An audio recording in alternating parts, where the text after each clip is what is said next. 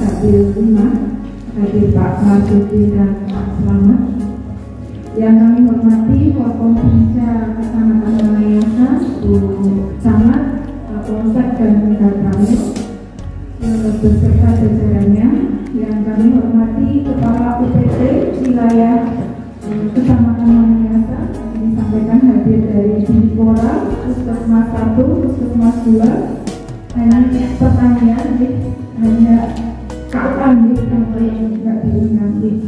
Yang kami hormati Kepala Desa, BPD, dan tokoh agama, tokoh masyarakat se-Kecamatan Wanayasa, 17 desa. Dan yang kami hormati pendamping desa Kecamatan Wanayasa dan seluruh hadirin yang tidak dapat kami sebutkan satu persatu. Pertama-tama marilah kita panjatkan puji syukur kepada Allah SWT yang mana atas limpahan nikmat serta karunia-Nya pada pagi hari ini kita dipertemukan di Aula Kecamatan Wanayasa dalam keadaan sehat dan walafiat. Sholawat dan salam semoga senantiasa tercurahkan kepada junjungan kita Nabi besar Muhammad SAW dan semoga kita mendapatkan manfaatnya di yaumul akhir. Bapak Ibu yang kami hormati, sebelum kami menyampaikan terkait dengan arah kebijakan Kabupaten Banjarnegara di tahun 2024, sebelumnya kami mohon maaf dan mohon izin kami duduk, tidak berani berdiri karena tadi sudah banyak curhat.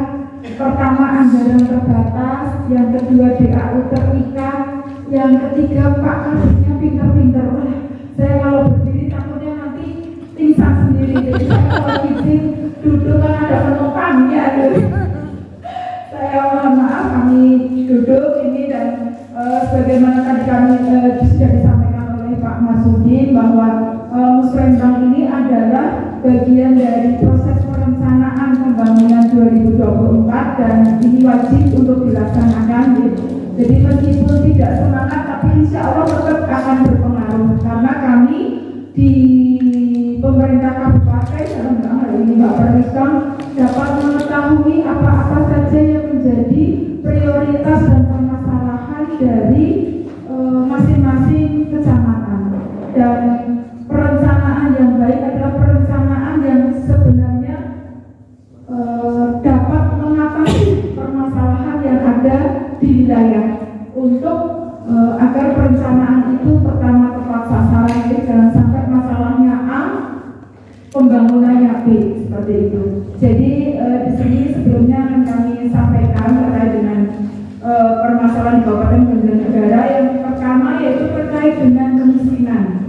Ya, memang posisi kita Kabupaten Banjarnegara meskipun kemiskinan kita sekarang menurun, ya, dibanding tahun 2021 yang 16,23% sekarang menjadi 15,20% atau menurun 1,03%. Di sini jumlah masyarakatnya ada 8.940 orang yang sudah tidak miskin di Kabupaten Banjarnegara. Namun demikian ternyata karena prosentase Kabupaten Banjarnegara itu masih di atas prosentase nasional dan provinsi, itu ada 17 kabupaten yang masuk dari 35 kabupaten sehingga ditetapkan sebagai kabupaten kota yang masuk daerah wilayah miskin ekstrim, gitu ya. Nah, di Wanayasa sendiri ada 2 desa, Desa Dauhan dan Pandansari. Nah, mungkin Bapak Ibu Kades itu mungkin proses tidak terima kok wargane rasanya dalamnya sudah bagus-bagus, masyarakatnya sudah sejahtera kok masih dibilang miskin ekstrim gitu. Tapi sebenarnya sudah dijawab tadi sama Pak Selamat bahwa oleh dapat bantuan. Nah, ini mindset itu sebenarnya yang harus dirubah gitu. Karena ketika kita berbicara bantuan lebih cenderungnya ya kemiskinan. Tapi ketika dapatnya tidak miskin ekstrim, lalu nggak terima menyambut harga diri prestasi Pak Kades. Tapi sebelumnya kami sampaikan bahwa terkait dengan miskin ekstrim yang menentukan bukan dari pemerintah kabupaten, tapi dari provinsi. Nah, dasar menentukan provinsi adalah data P3KE. Irisan data P3KE dengan indeks kesulitan geografis. Jadi dua dasar itu kemudian dirumus, dihitung, ketemunya salah satunya di Desa Daluhan dan Pandansari. Untuk Kabupaten Banjarnegara ada 44 desa yang mencakup dari 14 kecamatan. Nah, data P3KE sendiri data dari mana kan gitu ya? Ternyata setelah kami ulik-ulik gitu, ternyata data P3KE itu dari pendamping desa sendiri gitu ya. Jadi data P3KE itu sumbernya adalah dari pendataan yang dilakukan oleh KB. Ya, KB ada 3 kader yang melakukan pendataan itu. Pertama kader PKK, yang kedua kader gizi, yang ketiga adalah kader KB. Nah, ini 3 kader ini yang melakukan pendataan. Nah, kami waktu itu ketika Pak Ganjar kita sebenarnya pengen protes gitu nih. Kelasnya Desa Mertasari, Kebenaran yang kemarin jadi lokasi kok bisa dikatakan miskin ekstrim. Tapi ketika kami memprotes itu akan dikembalikan kepada kami. Nah, sehingga pasti jadi kan, nah, akhirnya ya sudah, kami tidak bisa bersuara apa-apa. Monggo kita semua saling introspeksi. Kira-kira apa benar?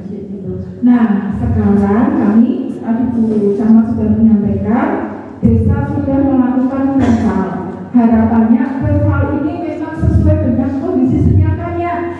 Kalau kita kembalikan bahasanya, preval ini nanti terkait dengan bantuan, iya terkait bantuan. Tapi kalau dikatakan miskin ekstrim di sana protes, gitu. Jadi ini saling terkait. Gitu. Jadi kami mohon bantuannya Bapak Ibu Kades, ini nggak ada. Bapak Kades, tokoh masyarakat, tokoh agama, dan kami yakin bapak-bapak itu, bapak-bapak dan ibu yang hadir di sini adalah bapak orang-orang yang sangat berpengaruh di masyarakat. Karena terkait dengan permasalahan di Kabupaten Banjarnegara sendiri, banyak permasalahan yang sebenarnya perlu bantuan dari bapak ibu sekalian yang menjadi orang-orang berpengaruh di masyarakat. Ya, salah satunya adalah permasalahan terkait dengan jamban. Jadi permasalahan kedua selain kemiskinan juga ada permasalahan yaitu dengan jamban. Untuk akses di Kabupaten Banjarnegara kita 83,2%, sedangkan kepemilikan jamban itu adalah 70,05%. Dari 278 desa kelurahan yang ada di Kabupaten Banjarnegara, baru 49% ini yang sudah ODF. Nah, jadi ada 138 desa kelurahan yang belum ODF, dan ini saya bicara di 11. Ternyata menyumbang 11 dari 17 desa, 11 yang belum ODF, berarti tinggal 7. Masih 11 yang sudah selesai 7. Nah, ini sebenarnya bisa Bapak Kades dan tokoh masyarakat desa ini. ODF ini belum tercapai itu karena apa? Pertama, memang orangnya miskin, ya. Kalau orangnya benar-benar miskin, dalam arti miskin ekstrim, ya, berarti ya memang perlu campur tangan dari pemerintah membantu, ya kan? Yang kedua adalah karena tidak mau, ya, karena kebiasaan. Kalau tidak helikopter, orang betul. Nah, ini adalah peran dari kolam, apalagi nanti juga harus kembali, ya. Nah, ini kami mohon bantuan dari Bapak Ibu sekalian yang punya pengaruh kepada masyarakat. Tolong sekali, gitu. Karena ya dari sisi estetika juga kurang baik, gitu ya. Dari sisi kesehatan juga itu tidak sehat sama sekali. Jadi kami mohon bantuannya, helikopter itu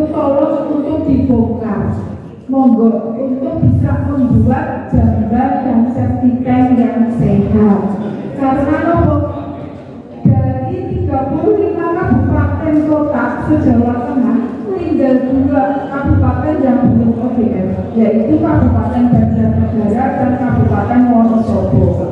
Wonosobo sekarang lagi ngegas kencang-kencangnya. Malu sekali kalau sampai Banjarnegara tinggal satu-satunya yang belum ODF, alasannya karena helikopter.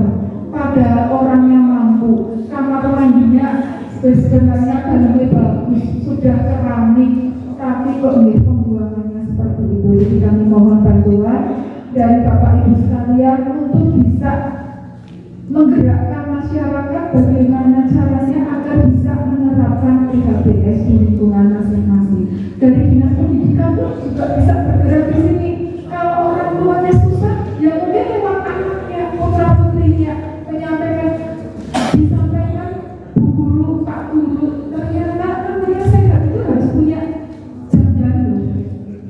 Jadi kemudian tokoh agama itu penting. Jadi ketika dari sentuhan pemerintah tidak bisa siap lewat sentuhan agama, karena kita tahu bersama gimana masyarakat Banjarnegara itu terkenal dengan masyarakat yang agamis. Kami mohon bantuannya. Jadi kami menanyakan ke bencana KUA hadir atau tidak, maka di sini perlu sangat-sangat penting peran dari agama ulama kita. Terkait itu juga terkait dengan akses air bersih. Nah, untuk di Banjarnegara itu sudah 95,73%. Kemudian untuk wilayah perkotaan sudah 92,8%, sedangkan pedesaan 96,93%. Jadi monggo kalau di sini masih ada desa-desa yang memang kesulitan terkait dengan sarana air bersih, kita punya istilahnya bisa diusulkan melalui SIPD, nanti akan diakomodir melalui Dinas BKPLH. Kemudian yang ketiga terkait dengan listrik. Ternyata listrik di masyarakat Banjarnegara itu menurut kemarin pendataan dari irisan P3KE dan BPKS sekabupaten itu masih ada 4.285 yang belum beralih listrik. Nah ini di wilayah Wanayasa itu apakah sudah beralih listrik semua atau belum? Kalau sudah masih banyak belum. Nah sudah listrik bersama Nah itu kalau listrik bersama itu sebenarnya juga bahaya Bu. Jadi dari PLN itu meminta untuk bisa listrik itu ya sendiri-sendiri kayak gitu. Dan kami sendiri di tahun 2022 sudah mengusulkan ke PLN, ke Dinas SDM untuk bisa mendapatkan bantuan. Ternyata alokasi bantuan itu banyak, untuk sambungan listrik itu banyak. Ternyata setelah disurvei oleh ESDM Provinsi Banjarnegara itu yang lolos ternyata sedikit Pak. Kenapa sedikit? Ternyata orang-orang mampu di Banjar itu juga pengen merasakan subsidi dari orang nggak punya. Itu semoga tidak terjadi di Wanayasa. Jadi orangnya itu disurvei memang miskin, tapi nama yang bersangkutan, KTP yang bersangkutan itu sudah masuk terdaftar dari orang yang memiliki aliran listrik. Jadi orang yang mampu agar dapat subsidi, dia mendaftar dengan KTP orang nggak mampu dengan tujuan mendapatkan subsidi. Nah, harapan kami ini tidak terjadi di Wanayasa. Jadi kasihan kalau namanya sudah masuk, kakaknya sudah masuk, ya nggak bisa gitu. Dari PLN menolak, tidak bisa mendaftar dalam PLN bantuan gratis. Nah, jadi kami mohon bantuannya Pak Kades. Nanti kalau memang ada warganya yang belum memiliki aliran listrik, monggo nanti dilihat apakah memang benar-benar belum terdaftar ataupun sudah terdaftar. Kalau belum terdaftar, monggo dapat nanti disampaikan kepada kami di Bapak Iba, nanti akan kami hubungkan dengan ESDM Provinsi. Kemudian terkait dengan RTLH untuk Kabupaten Banjarnegara juga masih banyak secara kabupaten, dan di tahun 2023 ini ada anggaran sekitar 3 miliar untuk RTLH, dan kami kemarin sudah komunikasi dengan Pak Idrus yang mengurusi terkait dengan RTLH. Kami minta tolong untuk bisa dialokasikan utamanya di tahun 2023, karena sekarang di KPLH ini kan untuk penentuan lokasi rencana akan mengundang desa-desa yang masuk miskin ekstrim kemarin. Nah, ini akan difasilitasi lebih awal untuk kami arahkan kepada OPD. Sekiranya OPD belum menentukan lokasinya, ataupun kalau bisa dirubah, kami minta tolong untuk diutamakan desa miskin ekstrim. Terkait itu, kemudian terkait dengan stunting, kami sudah yakin Bapak Kades sudah rata-rata sudah pasti menganggarkan untuk stunting ya, karena dana desa tidak akan bisa cair kalau tidak menganggarkan untuk stunting. Nah, terkait dengan hal ini, sebesar apapun Pak Kades menganggarkan untuk penanganan stunting melalui anggaran dana desa, tapi kalau pengukurannya tidak tepat, kader-kader jenengan yang di posyandu, pengukurannya tidak tepat, tidak terstandar, ya jatuhnya stuntingnya tetap tinggi kan gitu. Jadi kami mohon bantuannya mungkin melalui puskesmas ya, kepala puskesmas, kami mohon bantuannya untuk bisa kader-kader posyandu itu dilatih cara pengukuran yang benar, dan sebenarnya sudah dilakukan itu gitu ya. Tapi ya kadang namanya kader ya memang harus selalu didampingi gitu, karena kami kemarin ada salah satu desa ya, jadi balitanya itu malah mengecil. Nah, kami tanyakan, lalu kita mau larene nangis daripada boten tercatat deh. Kami catat, tapi ternyata kok malah menurun. Nah, mungkin buat kader tidak seberapa, tapi ternyata pelaporan ini sampai dengan tingkat pusat dipantau oleh Pak Presiden. Bagaimana stunting di Kabupaten Banjarnegara? Jadi kami mohon bantuannya kepada Bapak-Bapak Kades untuk bisa memantau bagaimana pelaksanaan penimbangan oleh kader. Dan kalau anggaran dana desanya terbatas, PMT itu utamakan untuk balita stunting. Jadi tidak dibagi rata kepada balita yang ada di situ semua yang melakukan penimbangan. Ini kalau dana desanya terbatas, tapi utamakan, syukur-syukur semua balita terima. Ada juga perlakuan khusus kepada balita stunting, dan utamakan untuk protein, protein hewani itu sangat berpengaruh menurut dokter ahli gizi, itu yang sangat berpengaruh terhadap penanganan stunting. Bisa diberikan dalam bentuk telur, selama 3 bulan dilakukan pendampingan kepada balita stunting itu, kemudian dipantau bagaimana perkembangannya. Kemudian tadi sudah disampaikan Pak Slamet juga terkait dengan perkawinan anak. Perkawinan anak di Kabupaten Banjarnegara meskipun menurun dari tahun 2021 itu 689 anak yang melakukan perkawinan anak. Nah, di tahun 2022 menjadi 554 anak. Meskipun turun tapi tetap tinggi. Jadi perkawinan anak ini sangat-sangat berpengaruh dan menyumbang pertama balita stunting, yang kedua ya pasti mencetak akhirnya kemiskinan, belum punya bekal untuk berkeluarga, dan yang ketiga yang pasti perceraian tinggi. Karena menurut dari Kementerian Agama,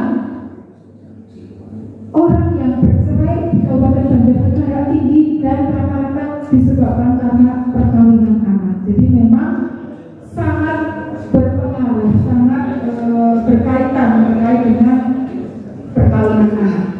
Selain perkawinan anak juga angka putus sekolah, anak tidak sekolah juga masih tinggi. Di tahun 2022 ada 4.879 anak di Kabupaten Banjarnegara yang putus sekolah. Ini pendataan sementara dari Dinas Pendidikan. Nah, monggo Bapak Ibu sekalian, kita saling introspeksi diri bagaimana kondisi di wilayah Wanayasa. Apakah ini yang menjadi permasalahan di Kecamatan Wanayasa? Harapan kami, perencanaan yang dilakukan desa melalui anggaran dana desa maupun perencanaan yang nantinya sampai dengan tingkat kabupaten menjadi perencanaan tingkat kabupaten OPD bisa mengatasi dan menjawab permasalahan hal ini.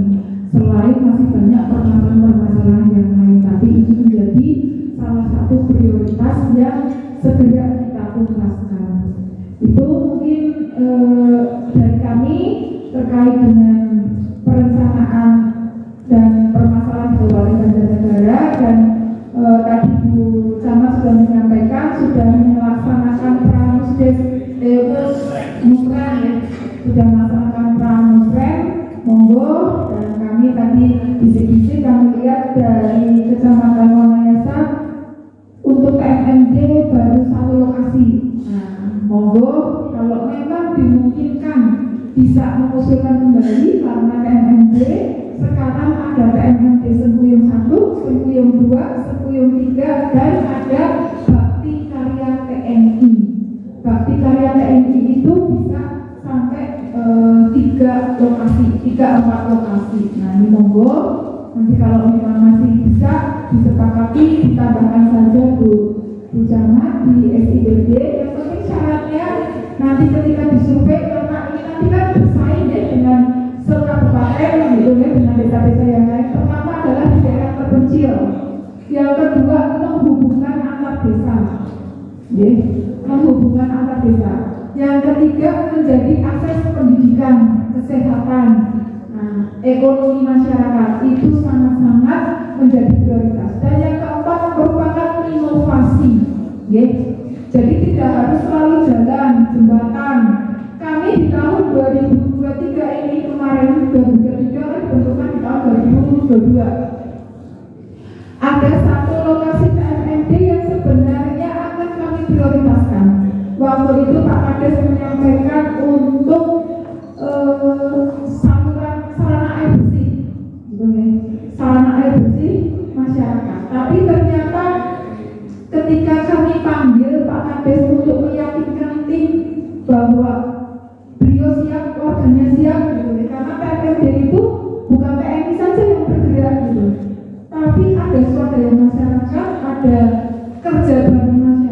Tapi ternyata Pak Kades belum siap. Nah, ini kan sangat disayangkan ya, sehingga tidak bisa diusulkan.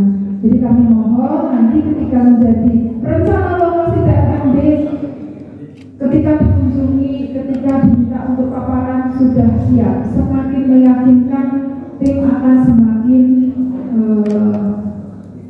yakin untuk menentukan bahwa lokasi Bapak Ibu sekalian itu layak untuk menjadi lokasi TMMD.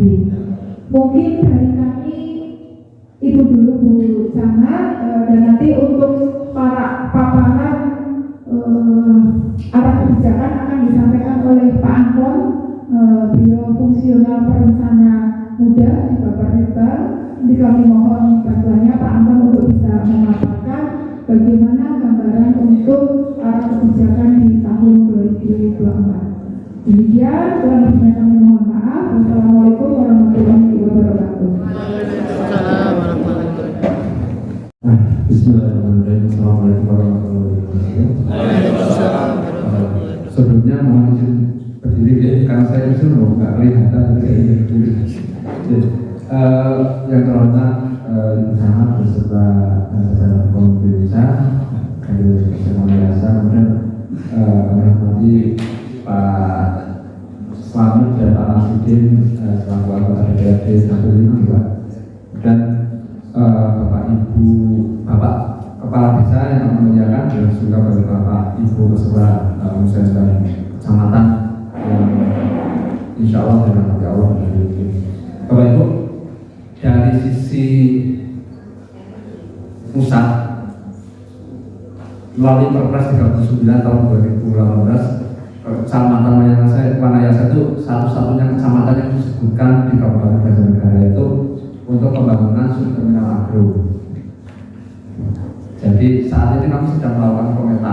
lokasinya di mana. Salah satu lokasi yang ditawarkan adalah distribusi di sana. Tapi di sisi lain itu juga salah satu lokasi yang sebenarnya juga kami persiapkan dari sisi kabupaten sebagai rencana lokasi pembangunan rumah sakit di daerah utara. Jadi Bapak Ibu, kalau di analisis secara spasial ada dua lokasi rumah sakit. Yang pertama tepatnya sudah pas di yang lokasi sekarang ya, yang di daerah Dayak itu. Nah yang kedua itu pilihannya kalau tidak di Kalibening di Wanayasa. Nah karena di Kalibening sudah ada PKU Muhammadiyah, maka pilihan Kabupaten Banjarnegara kemungkinan besar akan ada di Wanayasa. Itu tahun 2023 sedang kami kaji lewat dinas kesehatan di bagus. Kami belum mendapatkan hasil kajiannya, tapi lokasi insya Allah juga diperlukan. Cuma nanti kita mulai berproses. Kami kalau tidak bisa dikajian, saat itu kami minta tolong ke dinas. Kami pokoknya buat master plan-nya seperti apa sehingga nanti bisa ada rumah sakit baru di daerah Wanayasa. Nah sebelum kami paham, kami pertama kami ingin menguatkan yang tadi sudah disampaikan Pak Mansur oleh Pak Slamet bahwa kondisi dari tahun 2020 sebenarnya Pak itu memang sedang ada pandemi sudah mulai ada dan tidak ada satu negara pun yang berpengalaman dalam mengatasi pandemi. Jadi kalau kita lakukan kalau ada yang salah kita bersama-sama kita koreksi. Jadi memang salah satunya efeknya yaitu refocusing dari tahun 2020 kita tidak pernah ada penetapan APBD yang sifatnya lurus, pasti refocusing, pasti rasionalisasi. Bapak Ibu di desa juga pasti sama nih. APBD sudah banyak sekali terserap habis untuk bansos dan sebagainya. Yang kedua, misalnya kami mohon maaf bahwa ternyata yang kami rencanakan di 2023 terkait PIK dari awal kami sudah merencanakan PIK 2 tahun yang sudah dipending 16 miliar, 8 kali bulan 16 bulan ditambah 1,5 miliar untuk profil aspirasi masyarakat. Jadi di RKPD 2023 untuk Bapak Ibu bisa misalnya itu ada kami alokasikan berarti 16 sampai 17 miliar untuk PIK dan alokasi untuk museum kecamatan. Tapi ternyata tadi sudah disampaikan tanggal 31 sebenarnya tanggal 31 Desember setelah persetujuan DPRD, setelah kami melakukan evaluasi dari gubernur sudah disepakati, sudah ditetapkan tanggal 28 tanggal 31 P42 yang artinya karena kita kan hanya mampu membiayai 13% Pak. Jadi kalau bayar itu 2,2 miliar dan APBD-nya kita hanya mampu membayar 13%. Ya sisanya itu kita tergantung pemerintah pusat. Kalau pemerintah pusat nggak ngasih, ya berarti pemerintah kabupaten negara bangkrut. Nah karena itu karena kebanyakan dana itu berasal dari pusat, maka mau nggak mau kita harus mengikuti aturan-aturan yang sudah ditetapkan oleh pemerintah pusat melalui Kementerian Keuangan.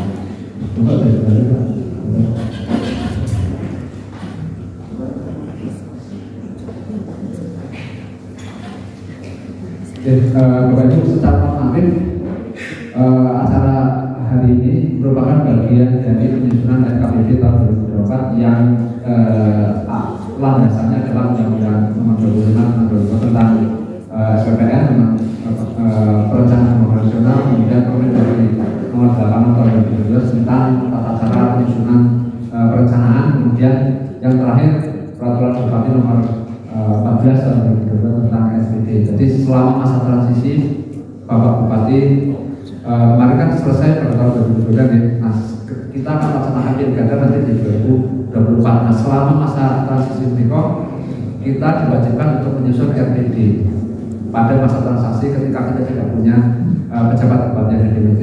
Nah, terkait RPD itu merupakan bagian dari kerangka kita dalam melaksanakan rencana pembangunan jangka panjang daerah tahun 2025-2025. Jadi kita tidak lepas itu bahwa visi Banjarnegara berbasis pertanian harus kita laksanakan melalui SPD tahun 2023-2026. Misinya ada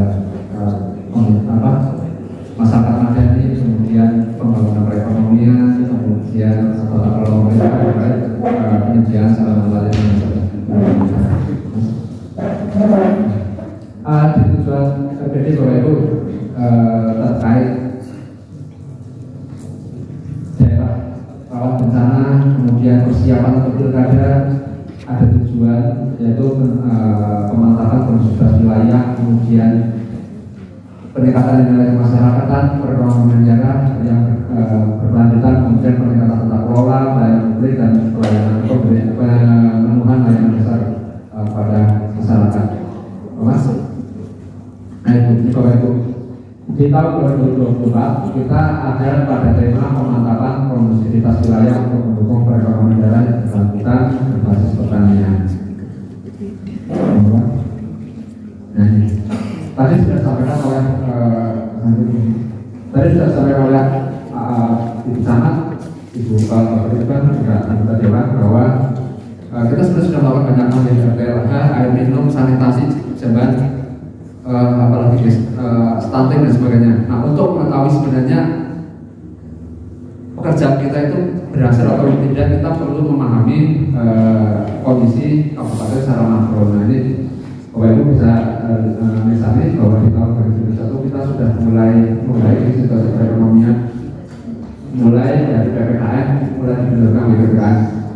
Berdasarkan data BPS, kita sudah bisa melihat bahwa mobilitas masyarakat ke pusat perbelanjaan, ke tempat-tempat pelayanan publik, ke taman-taman sudah mulai meningkat, dan itu dan di 2021 kita ada peningkatan 3,26. Nah, inflasinya agak berat karena kemarin kenaikan harga terutama yang mungkin paham bahwa harga minyak goreng sudah naik kayak itu, harga beras juga itu apa-apa naik. Nanti apa-apa naik.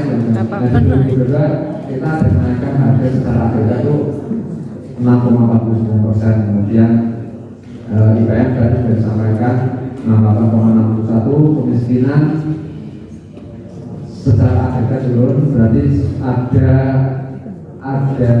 manfaat dari kegiatan kita yang kita laksanakan hari ini. Kemudian pengangguran terbuka naik, ini kemungkinan besar karena ini Bapak Ibu pertumbuhan penduduk kita lebih banyak daripada pertumbuhan lapangan pekerjaan yang kita sediakan. Jadi memang tadi isu pernikahan dini, kemudian SDM sekolah itu memang isu yang sangat penting agar pertumbuhan penduduk kita itu bisa nanti tetap berjalan dengan lapangan pekerjaan yang tersedia melalui informasi dan organisasi. Nah, ini Bapak Ibu yang semua manusia, angka harapan hidup saat ini kita itu 74,37 tahun. Itu artinya yang bayi lahir saat ini insya Allah usianya akan sampai pada angka 74,37 tahun. Kita akan inginnya lahir umur panjang dan sehat. Nah, untuk itu Bapak Ibu, salah satunya adalah tidak melakukan buang air besar sembarangan. Salah satunya. Jadi kalau pertama tadi dibuka di long transit Bapak Ibu, infrastruktur itu kan menunjukkan peradaban. Jadi dulu kalau kita itu masih dibuat, kemudian sekarang kita hidup di rumah, dulu orang buang air besar di tanah, kemudian dikubur, kemudian pindah ke sungai, mungkin sekarang sudah punya proses. Jadi kalau warga Bapak Ibu semua masih ada yang buang air besar tidak diproses, itu berarti kan peradabannya masih berhenti di zaman sejarah mulai Zaman purba. Nah, itu salah satunya karena itu Pak, kondisi udara salah satunya tidak seperti sekarang. Nah, oke, harapan anak sekolah kita 11,81 tahun, berarti kan baru lulus SMP. Kemudian rata-rata anak sekolah kita 6,84 tahun, berarti lulus SD. Kemudian sekolah SMP, putus di SMP. Nah, pengeluaran per kapita yang disediakan 9,7 juta rupiah per orang per tahun. Jadi rata-rata penduduk kita menghabiskan 9,7 juta rupiah per orang per tahun. Ini sempat turun kemarin pada saat pandemi, sehingga IPM kita kemarin agak tertekan di tahun 2021. Dari Bapak Ibu, jadi kampus ini.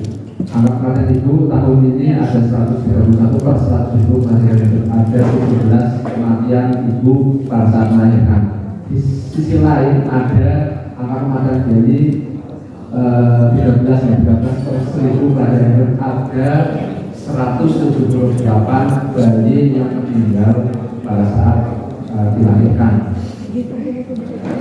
Oleh karena itu perlu adanya peningkatan pelayanan kesehatan yang nanti kita lakukan di tengah dengan sekarang. Di bidang pendidikan, angka partisipasi sekolah anak-anak kita yang sampai 16 tahun baru 95%. Kemudian yang anak SMP 13 usia di bawah 15 tahun 98,8%. Kemudian komunitas PPK masih pada 16%. Rasio rumah layak huni 87%, yang berarti masih ada 13% penduduk kita yang belum menempati rumah yang layak dihuni. Kemudian dalam kondisi baik ada di angka 82,5%. Bisa saja mas. Nah ini yang akan kita selesaikan pada itu di 2023 sampai 2025. SDM, pemulihan perekonomian, kemudian peningkatan infrastruktur, peningkatan tata kelola pemerintahan, kemudian penanggulangan kemiskinan dan penanggulangan. Selanjutnya mas, ini proyek strategis yang akan kita laksanakan di 2023. Selanjutnya mas. Ya. Nah ini proyek itu untuk pelayanan publik tahun 2023 insya Allah akan dibuat melalui layanan publik. Letaknya nanti di belakang saja. Bapak Ibu kalau mengurus perizinan usaha, terutama di usaha itu nanti cukup satu tempat di pelayanan publik. Bapak Ibu tidak perlu pindah-pindah di tempat lain. Lokasinya di belakang saja. Kemudian untuk mengurangi angka kematian bayi di kuburan kami membangun dari tanah kosong itu puskesmas Pembulan 2 melalui Badan Provinsi, kemudian perpustakaan daerah. Bapak Ibu yang sudah melewati perpustakaan depan Mangki 2 karena memang pasti sudah melihat perpustakaan sedang dibuka. Itu insya Allah tahun ini kita bangun perpustakaan daerah untuk meningkatkan literasi masyarakat. Kemudian kalau Bapak Ibu RSU yang sebelahnya ex-dinkes dulu sekarang sedang jadi lahan parkir, itu tahun ini insya Allah akan dibangun puskesmas khususnya untuk kelas 3 peningkatan perawatan dinas untuk kelas 3 itu salah satu ini. Kemudian pasar sayur yang terbakar dari 2 tahun ini tahun 2022 insya Allah sudah ikhlas dan tidak ada penting, jadi sudah bisa kita bayangkan tahun ini. Nah tahun 2023 pasar sayur agar yang pedagangnya sekarang ada di lokasi stadion itu bisa dipindahkan ke lokasi yang lebih layak. Kemudian telah berada nanti Bapak Ibu tahun ini kalau yang di sana nanti insya Allah ada langsungnya, ada roboknya untuk salah satunya meningkatkan kapasitas fiskal supaya kita menaikkan lebih dari 15%. Nanti di tahun ini Banten ada buka Banten. Dan nanti ada juga udah mungkin bisa jadi bagian dari NPI nanti Central Warehouse Coffee. Lokasinya kalau tidak salah di sini. Kemudian dalam masalah tanah sebidang untuk nanti bagian dari akses sebidang daerah wisata di kawasan ini. Nanti Bapak Ibu nanti menu usulan aspirasi masyarakat dari Bapak Ibu semua nanti pasti dan melepas dari pembangunan sumber daya manusia, kemudian penguatan perekonomian daerah, biasanya melalui pelatihan kemudian infrastruktur, jalan kabupaten, jalan CUT, kemudian kemiskinan pengangguran, kemudian pemerintah konsultasi wilayah. Nah ini untuk gambaran Bapak Ibu yang akan kita laksanakan di 2024. Nah ini langsung yang berjalan dengan Bapak Ibu perencanaan Bapak Ibu tadi sudah disampaikan detailnya sebenarnya seperti ini. Biasanya kita dapat 900 miliar diberi langsung ke PNBM, terserah mau pakai apa. Nah, tahun 2023 tidak bisa seperti itu, Bapak Ibu. Menteri Keuangan sudah mengatur bahwa tidak semua DAU boleh digunakan. Yang DAU boleh digunakan itu tersisa hanya 345 miliar. Nah, sebagai gambaran, dulu kita biasa menerima 70 miliar per bulan, terserah mau diapakan oleh pemerintah kabupaten. Sekarang kita hanya menerima 50 miliar, 20 miliar itu apa yang besar, yang itu ternyata dikurangi. Nah, pengurangan itu nanti kami mohon maaf, terpaksa kami mengurangi alokasi untuk termasuk anggota untuk poker juga itu kemarin dengan berat hati karena sejalan jalan lain. Kalau kita tidak melaksanakan ketentuan tersebut, DAU kita dipotong 50%. Jadi kalau kita terima 900, besok kita terima hanya 450, dan itu pasti akan membuat kondisi kabupaten semakin berbeda. Jadi dengan sangat berat hati yang sudah kita tetapkan bersama, sudah Bapak Ibu mungkin sudah diberi informasi, terutama dengan Bapak Provinsi, Bapak Masudin, Pak Samad harus menerima adanya revolusi. Nah ini Bapak Ibu untuk gambaran awal ada di aku bagian masih dikasih, kita dikasih 60 miliar. Tapi itu kalau kita mengangkat kebijakan, kalau tidak berarti tidak dikasih. Itu kan berarti kan, iya, kita seperti dikasih, tapi sebenarnya itu itu uangnya dipegang Sri Mulyani uangnya. Dan yang lainnya juga sama dengan kalau perusahaan tidak selesai pelaksanaan pada 12 September, uangnya tidak dikasih. Ada 8 miliar. Kalau itu tidak selesai 12 September, uangnya nggak dikasih, itu kan berarti sama aja, uangnya di pemerintah pusat. Kalau pemerintah kabupaten desa ya di saya, kalau saya uangnya di pusat, itu satu sistem untuk PKM juga.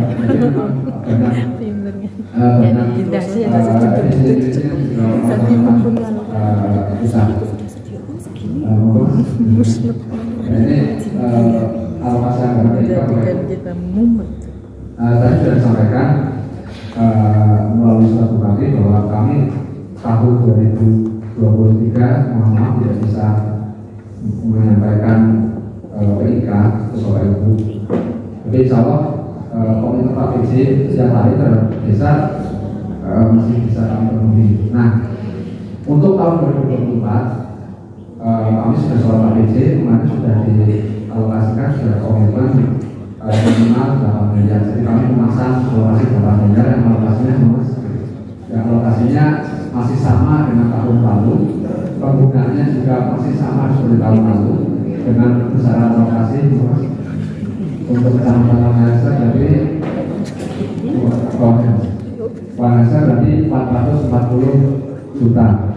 Untuk titiknya kami serahkan kepada Bapak Ibu sesuai kami mau menggunakan titik tahun 2021 atau 2023 atau membuat titik baru kami serahkan untuk hasil kecamatan Bapak Ibu semuanya beserta nanti dibantu ini kami 440 juta di sepakati hari ini.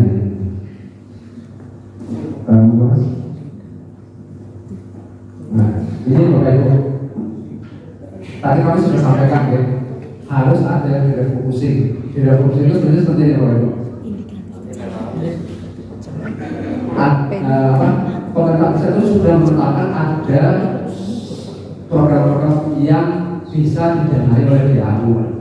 Dengan seperti itu kita bisa yang tidak disampaikan berarti tidak akan didanai oleh DAU seperti itu ya. Logikanya seperti itu ya. Nah, untuk memudahkan Bapak Ibu agar ujian lebih aman, kami menyampaikan daftar riset kegiatan Bapak Ibu yang termasuk dalam kategori DAU yang dibutuhkan pembinaannya. Listnya banyak sekali, Mas di ini nanti listnya Bapak Ibu bisa ingin ke Jawa Barat ya, listnya Mas ada yang program sekolah, program tahun, program perpustakaan, ini pendidikan baru ya. Pengadaan berlaut, kemudian UMKM, UKP untuk di dinas kesehatan ya, Mas. Terus Ini Pak Arvin sama Pak Selamat pengalaman kalian bersama-sama melakukan refleksi ini, masuk ke kegiatan yang sama persis sama dengan ini. Jadi mohon terus teknisnya kami menyampaikan kepada beliau untuk memilih kegiatan itu. Jadi memang yang itu dijamin bisa dilaksanakan oleh jauh terikat. Nah ini Bapak Ibu, kemarin kami mohon maaf, Bapak Ibu mungkin sudah ada pernah mengikut di SDD rekomendasi ini. Terus kami kemarin sosialisasi untuk mengumpulkan kembali di SDD RI. Kami mohon maaf itu bukan ada di kami, tapi memang tidak rekomendasi ada bukan budisme malah tidak. Kemungkinan besar nanti kita tahu ke kecamatan untuk mengumpulkan kembali bukan di SDD tapi di SDD rekomendasi. Jadi nanti kami masih melakukan diskusi di internal termasuk oke Pak, belum diikut karena kami masih mau ikutkan di SPDR atau masih di SPDR kami sudah menyatakan peralatannya. Nah, bawahnya Mas, Bapak Ibu, tidak semuanya bisa kami penuhi di kabupaten, tapi setidaknya kami memberikan ada alternatif lain melalui usulan bantuan provinsi. Sayang sekali bantuan provinsi bukan sampai diikut oleh SPD Bapak Ibu. Jadi provinsi punya aplikasi lain namanya Bukan Jawa Tengah. Alamatnya di Menko. Usulan tahun kemarin banyak sekali Bapak Ibu tidak bisa merehab kantor desa gitu. Sudah berapa tahun sudah 4-5 tahun gitu. Tidak bisa merehab kantor desa karena DD tidak mengizinkan, peraturan bupati kita juga tidak mengizinkan. Nah, yang masih membuka usulan untuk merehab kantor desa hanya melalui usulan ini. Tahun kemarin masih ada. Tahun kemarin kalau nggak salah, karena kami menggunakan sosialisasi sebenarnya begitu, cuma tidak semuanya hadir. Jadi saat itu hanya 50% dari desa yang hadir. Yang menginginkan saya tidak tahu, mungkin lebih sedikit lagi. Tapi tahun ini ada 57 miliar bantuan keuangan provinsi. Yang untuk kantor desa hanya biasanya yang mengumpulkan hanya dua. Desa Kaliunjar dan Mampu dapat 200 juta, Desa Lima Kecamatan Bawang dapat dana 50 juta untuk kantor desa. Kalau yang lainnya biasanya masih bisa dipenuhi, cuma khususnya untuk kantor desa kami menyarankan Bapak Ibu untuk melakukan pengusulan melalui RMK di 2024.sdg dan Jakarta untuk user dan passwordnya kabupaten sendiri belum dapat. Jadi nanti begitu kami dapat, kami sudah dapat materinya. Nanti mohon maaf karena 266 desa tidak bisa kami semua di pemerintah. Kami mengharap Bapak Ibu melalui Zoom kemungkinan kami secara online nanti baru saja bukan Jawa Tengah. Kami harapkan tahun ini Brebes dapat 107 miliar untuk bantuan provinsi. Sebagian besar dari kopiar di anggota DPRD provinsi ya Pak. Tapi tadi sudah disampaikan kalau tidak ada di bukan tidak ada di SDD pasti tidak mungkin ada. Kami merubah lokasi nomor tidak boleh Bapak Ibu. Kemarin merubah RT 1 desa dari RT 4 ke RT 5 itu tidak boleh. Tapi kan kita harus strict pada yang sudah ditetapkan. Kalau kabupaten di SGD, kalau provinsi nanti Bapak Ibu bisa menentukan di RMK terkait tahun ini masih bisa menentukan di luar SGD itu karena memang ada klausul bahwa ketika ada kebijakan di tingkat pusat kita boleh melakukan kebijakan tersebut. Kebijakan kan pasti melanggar aturan ya Pak ya. Tidak ada kemudian saya datang bersama saya bukan kebijakan sesuai aturan itu pasti nggak ada. Kalau ada aturannya pasti nggak bisa dikerjakan. Oleh karena itu Bapak Ibu, kenapa SPDJ itu dibentuk apa dan kebijakan untuk di luar SPDJ yang tahun ini karena ada ada perubahan mendesak yang dikeluarkan oleh pemerintah pusat. Mungkin itu Bapak Ibu kurang lebihnya saya mohon maaf, termasuk masalah atas nama Bapak Ridwan ya, utamanya untuk masalah PIK dan yang kedua terkait saya ini. Sebelumnya saya mohon maaf apabila ada yang berbeda. Assalamualaikum warahmatullahi wabarakatuh.